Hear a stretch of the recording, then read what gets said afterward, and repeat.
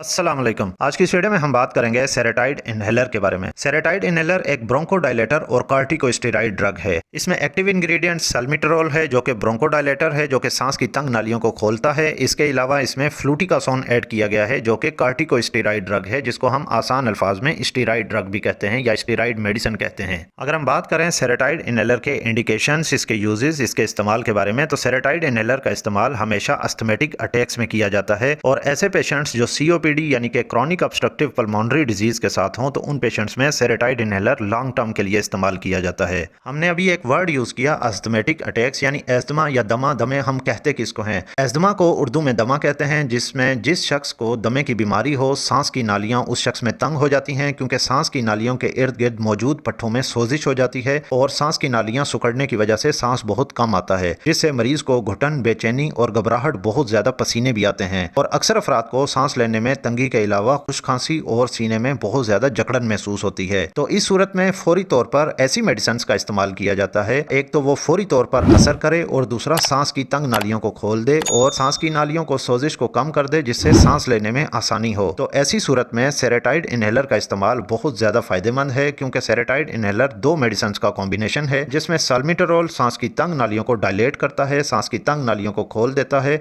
और इसमें मौजूद दूसरी मेडिसिन फ्लूटिकासोन जो कि कार्टिकोस्टेरॉइड मेडिसिन है, जो कि सांस की नालियों में सोजिश को कम करती है, जिससे सांस लेने में आसानी होती है। अब दमे की शिद्दत हर पेशेंट में, हर मरीज में, हर शख्स में मुख्तलिफ होती है और अगर हम बात करें दमे की शिद्दत के बारे में तो अस्थमेटिक अटैक्स या तो रात के वक्त बहुत ज्यादा होते हैं या सुबह सवेरे सवेरे अस्थमेटिक अटैक्स या दमे की शिकायत बहुत ज्यादा होती है। इसके अलावा ऐसे अफराद जो COPD यानी कि क्रॉनिक ऑब्स्ट्रक्टिव पल्मोनरी डिजीज, ये एक ऐसी बीमारी है जिसमें मुस्तकिल यानी लंबे अरसे तक सांस की नालियां तंग हो जाती हैं और इस बीमारी में लंबे अरसे तक इनहेलर्स का इस्तेमाल करना पड़ता है। COPD के मरीजों में अस्थमेटिक अटैक के साथ साथ शदीद बलगम निकलने की भी शिकायत होती है क्योंकि या तो बैक्टीरियल इन्फेक्शन या तो वायरल इन्फेक्शन काज करता है, तो सांस लेने में तंगी महसूस होती है और अक्सर अफराद में सांस लेते वक्त सांस की नाली तंग होने की वजह से सीटियां भी बजती हैं और लंग्स यानी फेफड़े इस एक्सरसाइज की वजह से थक जाते हैं, जिससे इंसान निढाल हो जाता है, थक जाता है। और अगर इस कंडीशन में फौरी तौर पर उस पेशेंट की, उस शख्स की, उस मरीज की फर्स्ट एड ना की जाए तो ये भी पॉसिबल हो सकता है कि उस पेशेंट की डेथ हो जाए।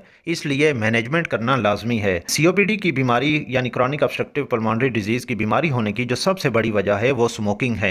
जो अफराद सिगरेट नोशी करते हैं, चेन स्मोकर्स हैं, सिगरेट पीने से सांस की नालियां सिकुड़ जाती हैं, तंग पड़ जाती हैं, जिससे सांस लेने में बहुत ज़्यादा दुश्वारी हो जाती है। इसके अलावा COPD की बीमारी एयर पोल्यूशन की वजह से भी हो सकती है। हवा में आलूदगी या मोटापा जिस्म में बहुत ज़्यादा हो, जिस्मानी वजन बहुत ज़्यादा होना भी सांस की तकलीफ का बाहस बन सकता है, क्रॉनिक ऑब्स्ट्रक्टिव पल्मोनरी डिजीज होने का बाहस बन सकता है। तो इस सूरत में ऐसे मेडिसिन का इस्तेमाल किया जाता है, ऐसे इनहेलर्स का इस्तेमाल किया जाता है जो कि एक तो वो फौरी तौर पर असर करें और लंबे अरसे तक यानी कि देर तक असर करें। तो इस सूरत में सल्मीटरॉल इनहेलर का इस्तेमाल, जैसा कि सेरेटाइड इनहेलर का इस्तेमाल लंबे अरसे तक किया जा सकता है ताकि COPD की बीमारी का हमला ख़त्म किया जा सके और दोबारा इन्फेक्शन से बचने के लिए, अस्थमेटिक अटैक से बचाव के लिए सेरेटाइड इनहेलर का इस्तेमाल मुसलसल किया जाता है।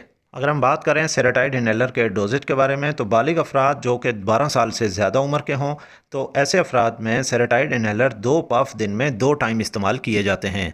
इनहेलर इस्तेमाल करने का तरीक़ाकार, सही तरीका क्या है, इस पे मैंने एक कंप्लीट वीडियो बनाई हुई है जो कि आप मेरी वीडियो सेलेनोन वाली वीडियो में यानी सेलेनोन इनहेलर वाली वीडियो में देख सकते हैं, जिसका लिंक मैंने डिस्क्रिप्शन और कमेंट बॉक्स में भी दिया हुआ है।